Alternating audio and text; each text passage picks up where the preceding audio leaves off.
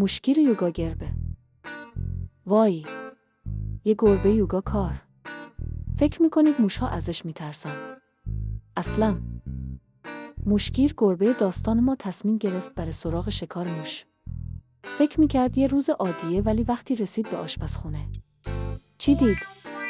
موشها داشتن پاپ کورن میخوردن و تلویزیون تماشا میکردن. انگار نه انگار گربه اومده. موشگیر با تعجب پرسید چرا اینجا نشستید؟ مگه نباید فرار کنید؟ یکی از موشها جواب داد شنیدیم تو دیگه گربه نیستی. شدی یوگا گربه. موشگیر خندید و گفت یوگا گربه. خب، پس برای اینکه من یوگا گربه شدم پاپ کورن ها رو بزنید.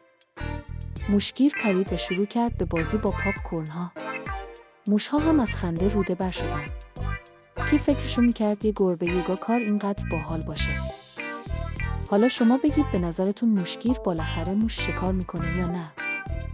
اگه از این داستان خنده دار خوشتون اومد لایک کنید و برای دوستاتون هم بفرستید.